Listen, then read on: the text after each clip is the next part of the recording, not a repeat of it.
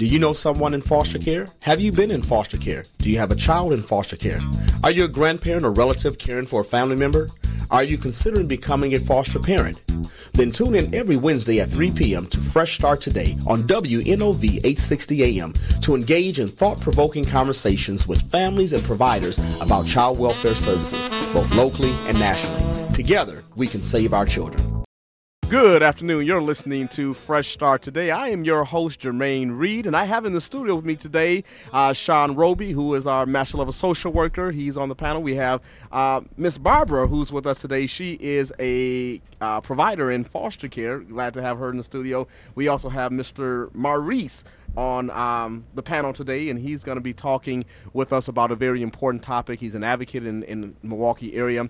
And joining us online today will be Mr. Bill Keaton from the AIDS Resource Center of Wisconsin. We're going to be talking about the effects of HIV and AIDS on children and families, a very important topic, particularly as it relates to the African American community when we look at the number of children and adults in our community, both on a national level as well as a local level, who are living with the reality of HIV and AIDS. So thank you for tuning in to Fresh Start today on 860 AM, The Voice. And so let me just begin by saying there's a lot that's going on in the media. We have a line in the neighborhood or something that they're talking about. I'm not sure exactly what happened with that, but I don't know if the line was safe or if the people were safe. I don't know. I'm just talking. But if they caught the line, I'm glad they did. We also have a lot that's going on. The Coalition for Children, Youth, and Families, they have a All in the Family, a relative caregiver panel discussion that's coming up on Wednesday, August the 12th. So if there are foster parents who are listening to the program today, they can actually get some ongoing hours by calling or attending this particular event on August the 12th. There is a fee. If you want to know more information about it, call 414-475-1246. 475-1246. The Women's Center, the community advocates, they present the 24/7 Dad Saturday Summit, which is July 25th. Registration begins at 8 o'clock a.m. It starts from 9 to 3 p.m. And if fathers need help with just learning how to be very engaged, involved, effective fathers, this would be a great curriculum for them to learn. There's 12 sessions involved. But as an additive, just some perks. There's driver license recovery, Department of Vocational Rehabilitation representatives will be there, Department of Workforce Development, bottomless closets so we know how to dress when we go to an interview, and also Milwaukee Health Services. If you want more information, you can give Tarvis a call at 414-270-2951. That's 414-270-2951. So we're talking about the effects of HIV and AIDS on children and families. And we're going to look at a lot of things around confidentiality, around disclosure, healthcare management. But one thing we do know is that human immunodeficiency virus or acquired immunodeficiency syndrome, HIV and AIDS, continue to pose a serious public health threat to the community at large, but particularly to young people. And the data and the research out there indicates that while the number of adults who are infected with HIV or who have been infected with HIV has declined, that the number of young people being infected with HIV is increasing. So we'll talk about why is that happening. So as we begin this conversation, and we will be really tie this into foster care because there's certain realities that I think that folk are dealing with when they have children who are HIV positive, in terms of how to parent, how to connect with these youth, get them the best support and services that are needed. But I first want to begin this conversation with talking with, I'm going to just call you Maurice. Maurice. Now, if he decides to disclose whatever he can disclose, but first of all, tell me who you are. Talk great. My name is Maurice. I'm a advocate for HIV/AIDS. I was diagnosed with HIV 26 years ago and developed full-blown AIDS in 1998. Have traveled across this country to conferences learning more about this disease, and also have read and done many reports on HIV and AIDS over the 26 years that I've been infected. 26 years. So 26 years you've been living with this condition. 26 years HIV positive, and 16 years full-blown. How old were you when you first learned of your diagnosis? Got to tell my age, man. Well, No, we're going to have a conversation. Let's have a conversation. I'm going to tie it all together. I was 27. 27. And you know why that is so important that you talk about that age? Because according to the Center for Disease Control, that between the ages of 13 and some say 24, other reports are saying a little bit later, I think it's 29, that is the age group that's most impacted or have the highest infection rate. So your diagnosis during that time period of your life is consistent with what is being reported by some of the national research bodies or organizations. I would disclose too that I think when we first learned about HIV and AIDS, that was back in 1981 when the first case was reported. And then there was this hysteria around it. You know, it was a topic that we didn't want to discuss. And I'm going to talk about you and your journey for 26 years, you know, being a young man, African-American male. And that's also important, too, because when we look at the numbers, and no matter what age category, African-Americans are leading the numbers. That's right. Whether we're talking about nationally or locally, this is something that directly impacts our health and well-being, our families, and we need to have a real conversation, a relevant conversation about this situation. So when you look at your age, when you first were diagnosed, the public's response to HIV and AIDS when we first learned about it, do you think that the conversation has progressed to become a more informed conversation? Does the stigma around HIV and AIDS still exist, and does it still exist to the degree that it did back in the early 80s? Well, the stigma is still there. I believe that over the last 36 years or 34 years that HIV been in the United States, that we have regressed more than progress. I think that you say that we have regressed. We have regressed. The knowledge or the conversation surrounding HIV at the dinner table, at church, on the bus, or wherever you're at school, whatever, is not there. And so it is my feeling that the stigma is still there and the lack of knowledge is still there. And until we start discussing this more, I think we're going to regress further and further. I think there's one reason we can explain why the infection rate in the African American community is so high, because we are not discussing it, and because of the stigma associated with being HIV positive. Okay. Now, you know, and the reason why I was talking about disclosure was because back in 1981, I don't know if you all remember the movie called Philadelphia, where it had Tom Hanks and Denzel Washington. Very classic movie around this, it addressed this issue. But back then, we learned a lot of what we learned through the media or through the arts, you know. But now it's very personal because we're having loved ones and family members, you know, who are living with this condition. And so in my family, I know I have one person who passed away from AIDS a couple years back, and then I have one younger cousin who's now living with HIV. And so in terms of how young people deal with being infected by HIV and AIDS, do you think that we need to be, as a community, more supportive to young people, understanding of what is it they have to deal with if they're living with a disease like HIV and AIDS, and how can we best support them? Well, that's a lot. It is. Support. I think how you support young people first and foremost is that we need to open up our ears and listen to them instead of hearing what they're saying. There's a big difference. Because these young people are getting affected, matter of fact, 66% of all new HIV/AIDS cases are African American females between the ages of 15 and 25, according to the Center for the Disease 2010 report. With that being said, if we're making up 66% if the females are doing that, that means they are having sex, on most part, unprotected sex.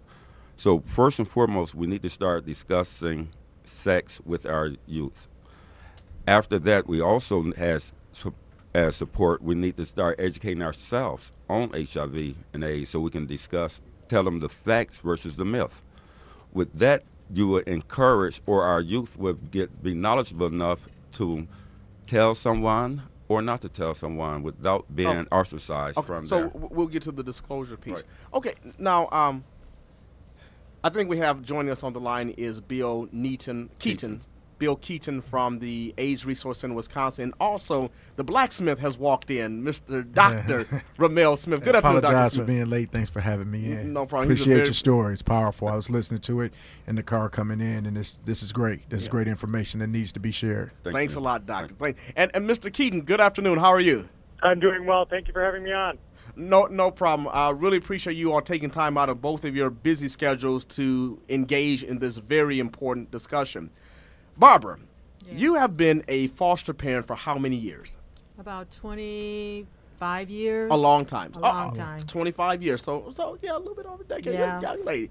Yeah. Now let me ask you something, because you have parented a number of children over the years. Yes. Boys, girls, teenagers. But the reason why we brought you in today is because in your distant past, there was a minor, an adolescent that was placed in your care who had HIV. She was HIV positive. The child herself, she wanted to be tested for it. So I assumed that she already suspect.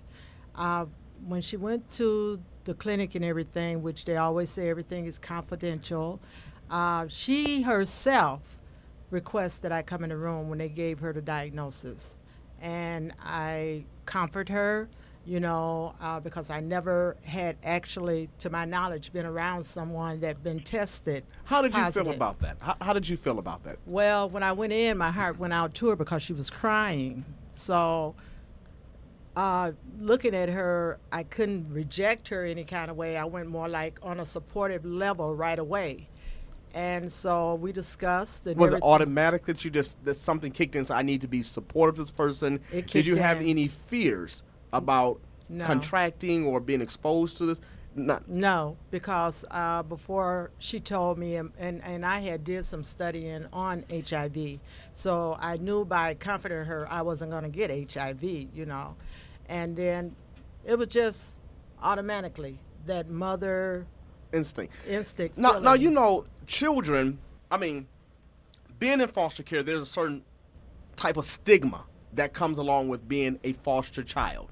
But then being a foster child and you have HIV, that's a whole nother type of stigma. So from a psychologist or mental health standpoint, Dr. Smith, what is it you think that providers, because there are children in foster care who have HIV, children as well as adolescents. How can we best support that population of children? I think it's a couple of things, and I think what Sister Barbara just said was right on the money right there. We have to support them, so we have to make sure that we get them help, and I think help needs to come in a variety of fashions. Sometimes there's comfort from being around others who share in the same issue that you have, because there's certain similarities that you have that nobody else understands, except for that. Obviously, being a psychologist, I'm a big fan of having a one-on-one person, somebody who you can talk to with a level of confidentiality, but also a level of competence to show you that this disease, because remember when we were coming up, HIV and AIDS was that death sentence kind of a thing. That's right. And so that was the big fear factor. But now, as you were talking about earlier, you know, you live with it for so long. So how do I make the best of my life there? So I try to normalize it just like I would a diabetes or like I would a cancer, something that's not easy, something that's difficult to have, but other people understand and have about it. And then 3, you also have to, when you comfort them, is to let them know there will be ignorance around. So how do they deal with it? Because everybody's not going to be loving and supportive, but to find that loving and supportive group, how to deal with the people who are not loving and supportive. And then 3, to have a circle of trust, a friend, someone who's afflicted with some of the same ailments that they have, that they can talk to in an environment that's non-judgmental. But, you know, talking about a disease, talking about cancer, having cancer can be painful in and of itself. Yes. But do you think talking about having a disease, and correct me, Bill, and anyone else on this panel, if my language has a tendency to promote stigma, you know, versus not, but do you think having a disease like cancer or being diagnosed with cancer is different than having to deal with a disease like HIV, or is it one and the same? I can attest to that because I had cancer. Okay. And it's when you hear cancer, you do think of death. And by going through cancer, it helped me to realize that you can overcome a lot. And this is what I explained to this child. I gave this child my history of cancer, and I told her just because she was diagnosed, that doesn't mean that it's a death sentence. That's right. Because they have a lot of treatment now. And what this child would have to do is protect herself from harming others, you know. And we talked about all that, you know, but being a cancer survivor, I can tell anyone no disease is a death sentence. Okay. Now, Bill. Yes, sir. Now, you're from the A.I.D.S Resource Center, Wisconsin. Can you talk a little bit about what it is that you all do what services you all provide to the community, including the demographics?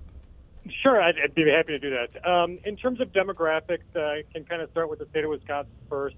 There's about 8,000 people known to be living with HIV in the state of Wisconsin currently, and about half of them are living in Milwaukee County, about 4,000 of them. What we've seen in terms of the trends with new infections and the people living with HIV is really that this is a disease that disproportionately impacts communities of color. Yeah. Disproportionately impacts people living in poverty. And what we're starting to see, unfortunately, is a resurgence of the disease amongst younger population, especially young men who have sex with men currently, and especially young African-American or black men who have sex with men. And so from a demographic perspective, that's what we're seeing. We also know that people are living with HIV a really long time, provided they have access to good health care and provided they've got access to good medications. And that's where I'm proud to say ARCW really steps in and fits a really important and key role. The model of care that we've developed at ARCW is, I'm comfortable in saying, is unlike most others or any others that you would find throughout the country. We provide direct medical care, direct dental care, direct mental health services. We have an on-site pharmacy. And then we offer a host of social services, food pantry, housing services, legal services, social work case management. All of those programs are working together hand in hand with one another. Doctors working closely with dentists, working closely with the folks in our food pantry to make sure that all of the needs of our patients and clients are being met so that they can really focus in on the steps that they need to take to be as healthy as possible living with HIV. And that's, you know, as others have been talking about, that is the goal we have for each one of our patients. Today, there's no reason really why one of our patients can't be really healthy living with HIV, provided we're working with them to overcome all of those barriers to achieving that goal. Okay, now you had mentioned, you said a lot of positive things, powerful things there, but one thing I want to kind of highlight is those numbers, that there's approximately 8,000 people living in Wisconsin with HIV and AIDS. And half of that population, 53%, I believe, I think Department of Health and Human Services report out 53%, don't quote me, but that's in concert with what you just said. About 50% of those are living in the Milwaukee County. Correct. Okay. Now, there are 6 zip codes that have the highest infection rates in the state. Now, Bill, I'm going to ask you, do you know which zip codes are? I know them, but do you know? You want to take 5-3. If you think about it from a geography, they're the near north side, near northwest side, just around downtown. I don't have the numbers off the top of my head, but if I was looking at a map, I guarantee I could point to them. Okay, 53204. Yep. 53206. Yep. 53208.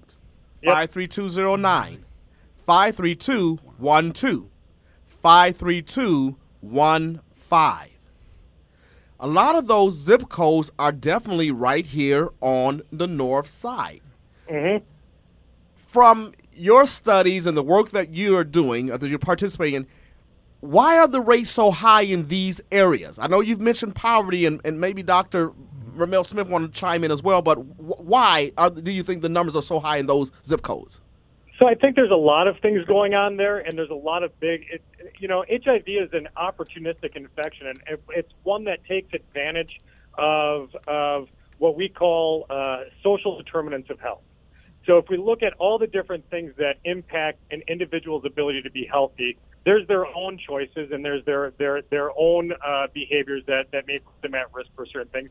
But then there's greater issues, greater societal issues, poverty, unemployment, access to health care, yes, public education and access to education in general, access to preventative and screening services, and then just general awareness of something kind of known as health literacy. How much do people know about what behaviors may put them at risk for certain diseases or other health conditions? Okay. All of those things come together to create an environment, especially in those communities. I mean, we can be real honest about those communities and those zip codes.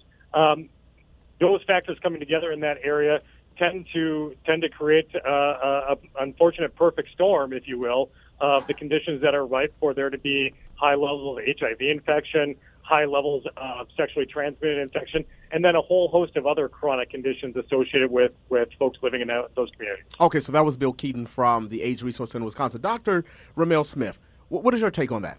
Well, I agree exactly with what he said. Whenever you put poverty, lack of education, lack of opportunities and resources, you start to see at-risk behavior. So that's whether it's drug use, whether you see gang behavior, things of that nature, and promiscuous sexual behavior is one of them. But I think one thing that we need to mention when it comes to younger people in general, there's always that air of invincibility that it won't happen to me, it can't be me, it won't be me. And some of it's from the ignorance of not knowing. So when you educated the young lady, how do I not infect someone else there? So I think what we had to talk about is that invincibility, that it won't be me, that inability to be invincible, that I think really adds to the youth. When we talk about the young number, you talked about it going backwards as far as seeing young people. So just that sense of invincibility, that it won't happen to me, that I'm too strong for this to happen to me, and allows them to participate in behaviors that are extremely risky. High-risk behavior. Now let's talk about high-risk behavior among youth and how that is associated with these increased numbers. The Department of Children and Families released a memo dated August 13, 1996. So it's a little dated. I'm not sure if this is their most recent policy, but I'm assuming that it is. But it was a memo regarding HIV testing of foster and adopted children based on changes to statutes 48.371 and 938.71. Now, this memo was to provide guidance to county agencies and licensed child placement agencies or foster care agencies regarding HIV testing of infants and children being placed in a foster or adoptive home. According to this, circumstances when testing should be considered is either when a parent is HIV positive, either parent or child has used intravenous drugs or for non-medicated purposes one or more times since 1977. But this next bullet point I think is very important. Either parent or child has engaged in prostitution at any time since 1977.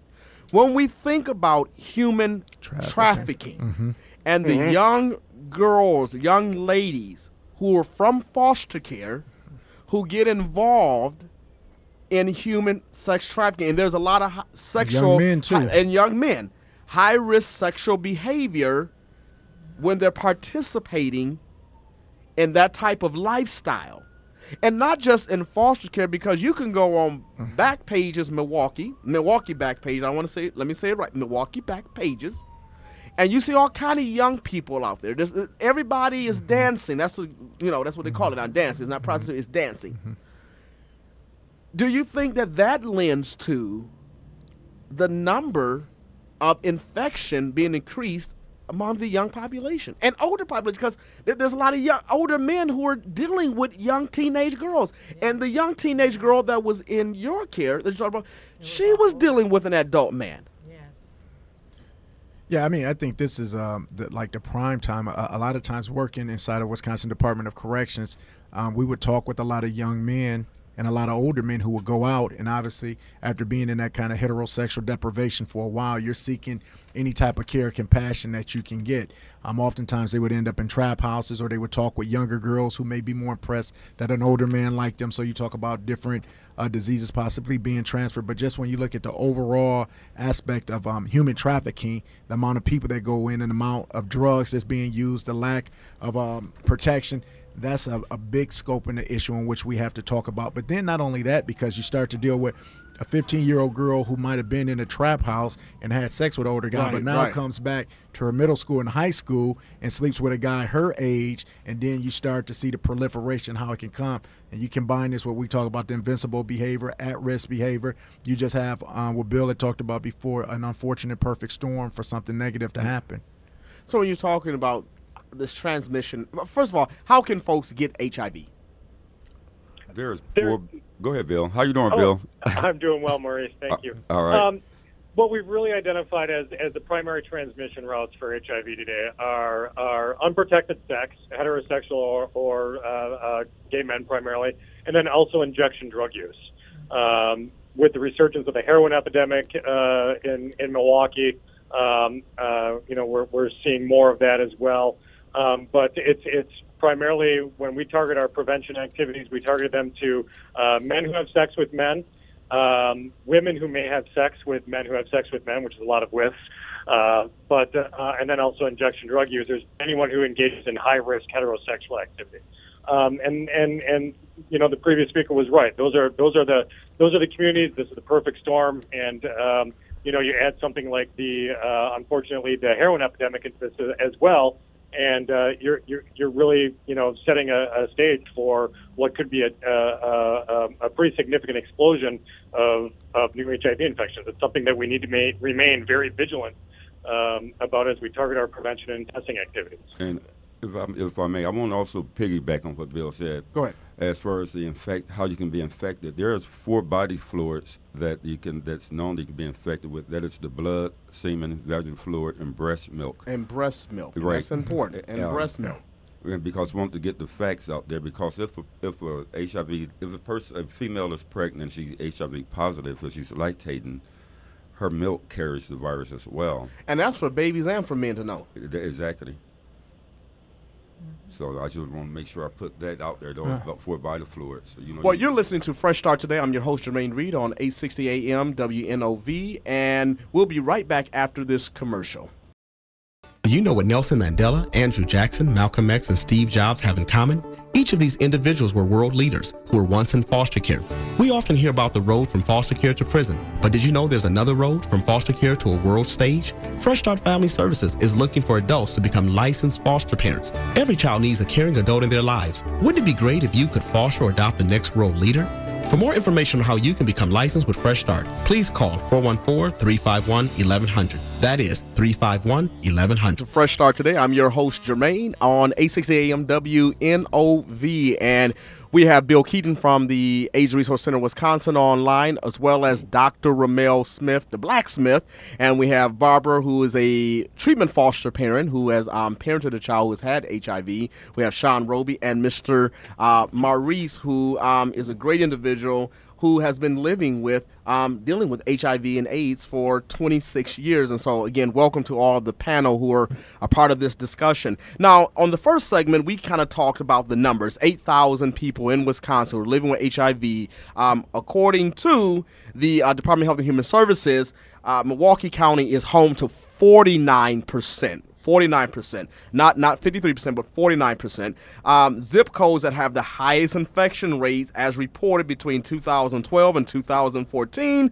Zip codes 53204, 06, 08, 9, 12, and 15. We also know that according to the Center for Disease Control 2012 report, African Americans are the racial ethnic group most affected by HIV, representing 47% of the cases. We also have learned that youth in our community are seeing that we're seeing a surgence or high increased number of young people in our community who are infected by HIV and AIDS. So that's what we were talking about at the beginning. Now, Barbara, you had the experience of having someone. Did you know prior to this person coming into your home,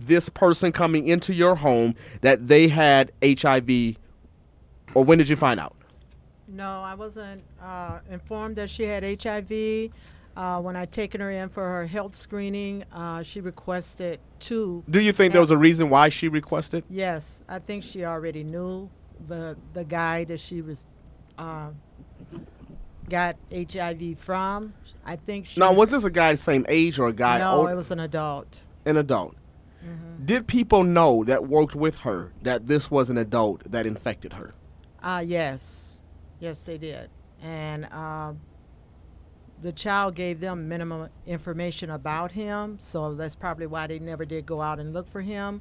But when she went through the program of having a therapist, she let the therapist know about him, and he started working with the both of them. Wow. So you think that CPS would have been involved if the therapist is a mandatory reporting? Because isn't there somewhere in statute that is, what do you call it, statutory rape or something? Rape. Yes. Because 17-year-olds can give consent. So if, well, that's a whole nother show. Yes. But what if you didn't know? I mean, so let's talk about how we provide health care and how we manage, hygiene and things. What's important? What is it that folks should know? And maybe, Bill, can you chime here? What is it that people should know in terms of, from a healthcare standpoint, hygiene? What should people do in terms of managing HIV? In terms of managing their HIV disease, probably the most critical thing that people living with HIV disease can do to take care of themselves is identify and work closely with a doctor who's knowledgeable on how to treat HIV, work closely with a pharmacist who's knowledgeable about the different treatment plans and the different medications that are available, and then follow their treatment guidelines as closely as possible. Today, it is possible to live a relatively normal lifespan with HIV and do so in a really relatively normal sense, provided people follow that plan. Unfortunately, what we know is that a lot of folks have a lot of different roadblocks in terms of being able to do that. That's right. They may not have a good doctor. They may not have insurance. They may have other issues, whether it's depression or addiction issues that make it hard for them to follow their plan. So in those instances, it's important that they work with an agency like ARCW or one of the other great agencies in Milwaukee that can help identify ways to overcome all those plans. Because in doing so, what we know is that people who are managing their HIV from a medical perspective as well as possible are 96% less able to transmit HIV to somebody else. 96% less likely to transmit HIV to somebody else. Yep. From a biological, physiological, medical standpoint, their body is just less physiologically able to transmit HIV to somebody else. So good health care, taking care of themselves, this is, for people living with HIV, that's one of the most effective prevention programs that we have. All right, Bill. And Dr. Smith, I'm going to have you chime in just 1 second, but I want to ask Maurice something. And living with other household members, I mean, what are some of the things that you felt that you needed to do to reduce the risk of transmitting? Well, because, again, I educated myself on it, so I know the minimum risk. I'm more concerned about if my family member could infect me with the disease or something like cold or something. I'm not too much worried about me infecting them. Oh, got you. Initially, though, if I get a cut, right away, I do not allow anyone to touch my blood. I would clean up my wound myself, or I use 1/3 water and bleach to water to wipe surfaces. 1/3 bleach to water, to a gallon of water. To a gallon of water, okay. In order to clean the surface or wipe the blood out.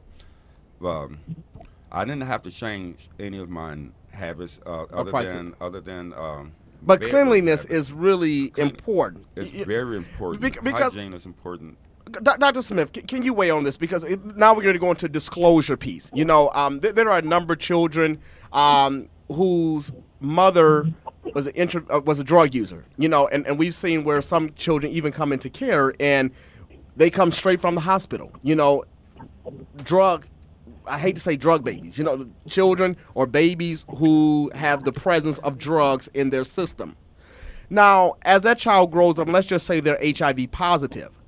You know, at what point should people disclose to that child that they're HIV positive? Is there a responsibility to daycare providers and to other teachers that they should know that this child has HIV? Because children by nature are very active. They skip, they jump, they run, they play. And then by nature, we want to help people who are injured. How should something like that be handled, you think, Dr. Smith?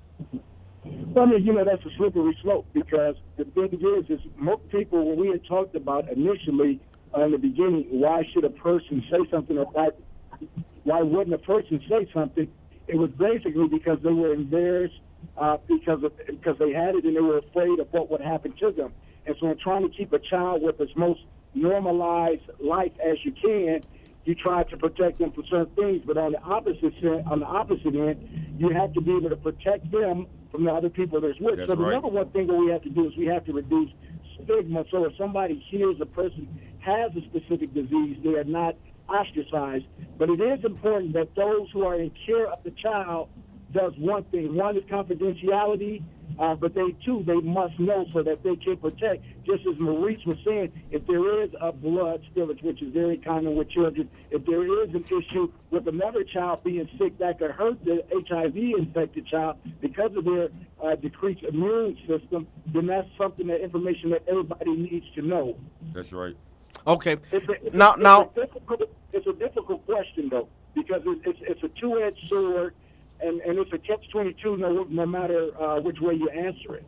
Okay, so let's now focus on a young adult population, 13 through 17, that individual may be HIV positive. Not sure exactly how they received it. It could be a number of ways, but let's just say that they want to get involved with another teenager. What is their moral responsibility or legal responsibility, anyone can answer, to share, or are there certain parameters around disclosure that folks need to be aware of? Well, morally, I think everyone should inform the partner prior to you having intercourse with them that you're positive. You should give that person an opportunity to either go forward or to move out the way. That's the morally thing. Mm-hmm.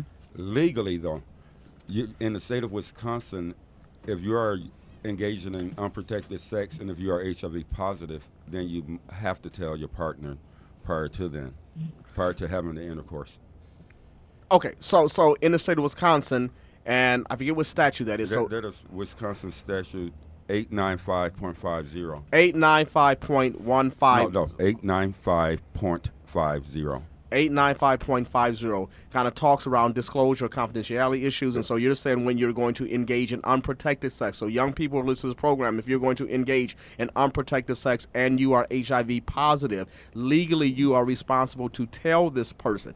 Now, what if they were to tell this person, and you know what young folk in their relationships, they only last about, 2-3 weeks, and now you have disclosed this very intimate, sacred part of your life that you shared with this person who just wanted to hit it. Here's the thing. First of all, there's social media where young people put everything out there. Mm-hmm. And you're right. They have been in a relationship for 2 weeks. They break up and they post everything out there. But if a young person disclose their HIV status to a partner and they break up, and if their partner go out and tell someone, they can be charged with intentional infliction of emotional distress as well as invasion of privacy. There's a law protecting the person that discloses. You can't go out there and intentionally tell someone something about somebody like that. And this is also found in Wisconsin Statute 895.50. Okay. Cannot do it. All right.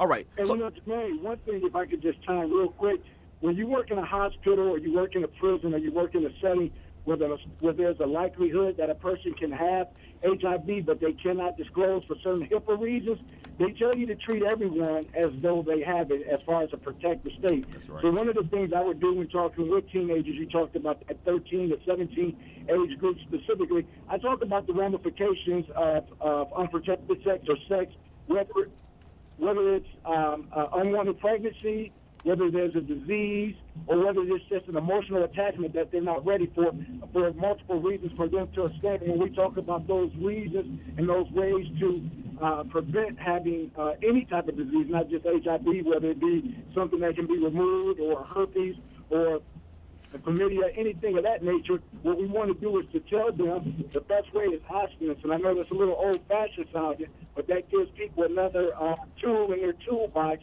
to recognize this is a way to stay safe. but and for those young people who are out here, who Dr. Smith and I agree with you, abstinence is key, is very important. But there are some young folk out here who just, I'm going to engage in sexual relationship like most young people do and have done for years. What can we continue to do to help them be aware of the risk that's involved, or to have healthy sexual relation practices? Safe sex education is always the key. So you let them know, obviously, that abstinence is number one, but then you also let them know, as what Maurice was saying before, we have to distinguish facts from myth. Some people thought that if they just perform fellatio or cunnilingus, that they would not be at risk for certain diseases, specifically HIV and AIDS or whatever. So we have to let them know the various ways in which it can be transferred. And I think Maurice did a great job of illuminating those 4 different liquid secretions that could come out of the human body that could produce it. So number one, what we have to do is education. And I think once we have that's a big key, because a lot of things happen out of ignorance. And then after that, our children are going to do it. And what we have to do is to let them know the risk and hope that they make good decisions. If not, be there for them for the aftermath or whatever it may be, whether it's a disease, pregnancy, or just emotional withdrawal that comes from having a rejected mate or unrequited love. You know what, Dr. Smith? And, I definitely agree with that. But I think the other aspect to that is, for caregivers and providers, we cannot be afraid that because we're educating our children on sex and sexual matters, that they're going to go out and do it. That's right. We need to educate them across the board. That's right. Education is key. I agree with you, Sean. That is excellent. So, when I'm thinking about the adolescent population and their need to have a sense of belonging, to be like other peers, to engage in activities that other peers, but when this adolescent has a condition in their body, is there fear that, wow, if I disclose this, then I'm not going to be like other people are going to view me differently? And does that fear, does that stress, that pressure of disclosure kind of motivate them to say, I'm not going to disclose? Definitely. It's easy to say certain things on the radio. Oh, I'm sorry, go ahead, Barbara. The young lady that I had, she didn't want her mother to know. She didn't want her family to know. But support system is really important for individuals. Now, this is what we talked about earlier. The support system helps improve the quality of life of that individual that's managing and living with HIV. So to say that she didn't want to disclose. Now, with you, Bill, how long did it take before you disclosed? Maurice. Bill, I'm sorry. Bill, I'm sorry. Maurice, how long did it take before you? It took me 4 years. Why did it take 4 years? And I had the same fears. Here's the thing, go back to the stigma associated with HIV. You asked a question earlier concerning like HIV versus cancer. Well, with cancer, you can get support. Your family is very sympathetical. They come into you, this and another. Yeah. But with HIV, the stigma of it is that if you have it, I can catch it this way, so I don't want you around me. So it's hard to get that support system. I was afraid that if I would tell someone that I had HIV positive, they're going to jump to a conclusion that it was sleeping with a man or you're challenging my manhood. I was afraid that my family now just did not want me around me. So it took me 4 years of anxiety. It was mentally it affected me because I wanted to tell someone, but I went 4 years isolating myself, going through depression, wondering if I catch a cold, will this be the one that I'm going to die from? Then they're doing an autopsy. Then my family find out that I have it. So it took me 4 years, and finally I got the courage enough to tell my family. And to my surprise, total opposite. I have the best support system I think that anyone could have. That's great.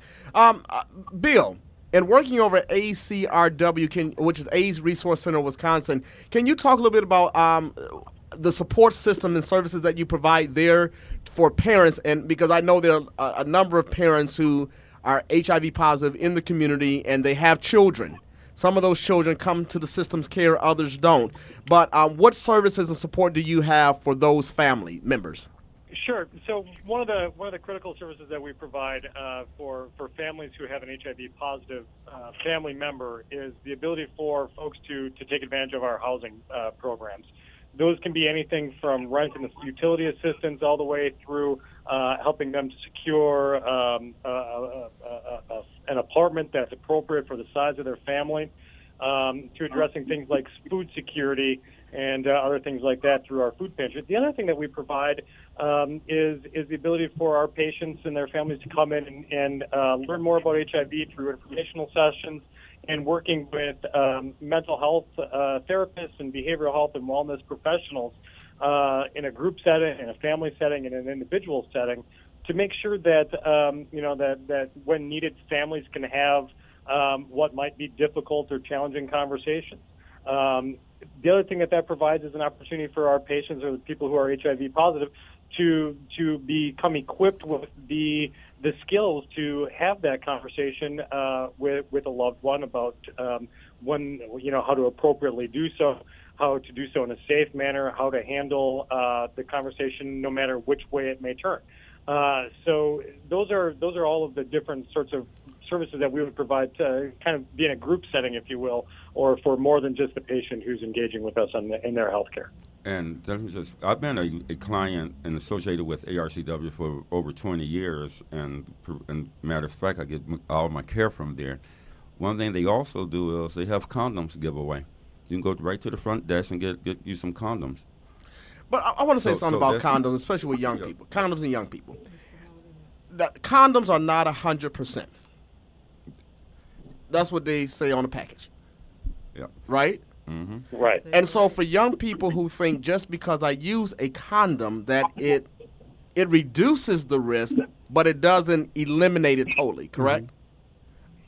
That's correct. Nothing except abstinence is 100% effective. Okay, I just wanted to say that. Okay, I just want to say that. And let me say this: we can talk about abstinence all day long, but we know that majority of our young people are not practicing abstinence. So we have to have a plan B. That's right. I'm not promoting having sexual intercourse by young folks at all, but what I'm saying is I know they're out there doing it. So if you're going to engage, you might as well protect yourself and your partner. Okay. One of the important things, as an addition to that, is not only just handing someone a couple of condoms and saying good luck. We also, through our prevention programming, do a lot of education on how to properly use one, which That's right. Seems commonsensical to a lot of folks. But if no one's ever shown you how to do that before, chances are you're going to potentially use it wrong. So a couple education with that as well. That's right. That very important point. Instruction tutorial on how to use a condom is really important. Teaching mechanism. Let me say, because we only have a few minutes left on the show, and you talked about. I've heard a couple of things. Maurice had mentioned the grief and not grief, but the depression and some other emotional feelings surrounding his disclosure to his family. But even after disclosing your status, or an HIV person disclosing their status to their loved ones, Dr. Smith, sometimes individuals go through depression, post-diagnosis, post-disclosure, grief, when one loved one passes as a result of the disease in the immediate family.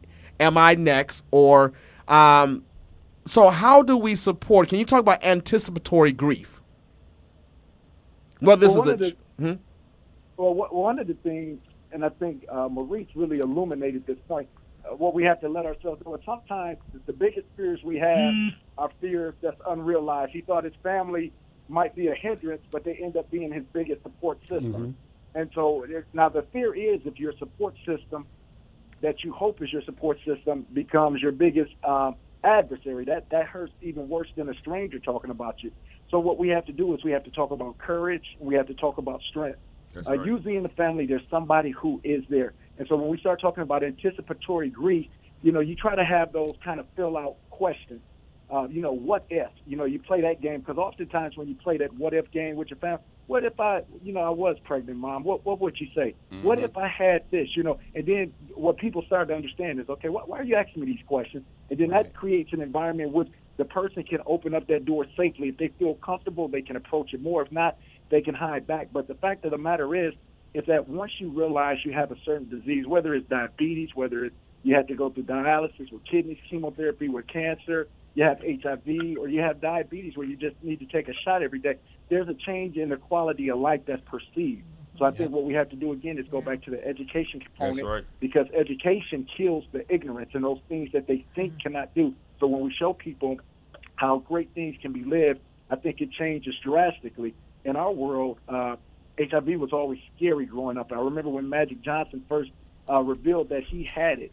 But then about 6 months later, he had a special on ABC where he had a lot of kids with the disease that had contracted it through their parents or through some type of a blood transfusion where they were innocent victims. Because people had initially had blamed HIV where it's different from cancer victims, like they had brought this upon themselves, like they could have prevented this. But when we saw the innocent children there and the lives that they led, it made us, it forced us to look at it in a different way and to educate ourselves. Right. And so it just goes back into educating away the ignorance, and that takes away the fear, and that helps to deal with the depression, but understanding that sometimes you can't deal with it alone, and that's why we need a support system. That's right. As hard as it may be to disclose, we have to have the courage. But I think if you have the education and the strength to talk to people, you start to decipher who you can and who you cannot trust and disclose that information to. Okay. Right. And around this disclosure piece, I was reading a document. It was saying that find the best place to make a disclosure if you're particularly talking with young people or children, and disclose at a pace that is comfortable to the patient. And so that might mean that having a series of appointments, a doctor's appointment, so they can explain, and also explain in a language that the child can understand. Mm-hmm. So if you're saying antibodies or you're saying these T cells, that might be bugs, or it might be, that was just an example that they had gave. But also, too, taking consideration the child's age and developmental factors. This is really important. And as it relates to developmental factors, for children who are diagnosed or infants who are diagnosed with HIV, that it can impair certain developmental pieces, to their lives, whether their speech is impacted, their mobility can be impacted. There's a number of things that having HIV, and I think that is why it's important that foster parents are aware of the HIV status of a child, because medication compliance and medication management is critical to the success or to the health of that particular individual or that child. As well as those other folks. So we talked about Universal Precaution Day. This has been an absolutely great show today. And Maurice, you have something you want to say? Yeah, before you sign off, I just want to say that I have ARCW is doing an AIDS walk on October the 3rd, Summerfest ground. I would like for people to go online and make some donations, either in my name or to ARCW. The website for the AIDS walk is AIDSwalkwith.org, and you can that's AIDS A.I.D.S. walk WALK with WISC.org. Okay. And my last name is Jenkins, JENKNS. I want to make sure you make donations in my name. All right, sounds good. Dr. Smith, you still there? Yeah, I'm still here. And thanks, Bill, for being on the show. We definitely have to get you all on again to talk about extensively the services that you all have over there at RCW, AIDS Resource Center, Wisconsin. Dr. Smith, how important is mental health services to families and individuals who are living with a chronic illness like HIV? I think it's paramount because sometimes when we think about the individual, we also have to think about what it does to the family, because the family now takes on a lot of those same issues too. because the same kind of condemnation that the individual may get is now transferred to the family. So I think you have to have an important support system, and they have to understand how to deal with depression, how to deal with the grief. Yep. Because after depression comes suicide. So what we want to do is we want to be able to deal with the depression before it mounts up to a level where it's to a chronic state and leads to that suicidal point. And I think that's really important, too, because if you're a foster care provider and just say this young person decided they didn't want to disclose to the foster parent, then that puts that provider at a deficit in terms of a disadvantage in terms of how they can best support that individual. But thank you all for being on Fresh Start today on 860 AM WNOV, and we'll be back next Wednesday at 3 o'clock p.m. You all have a safe week. Thank you for having us.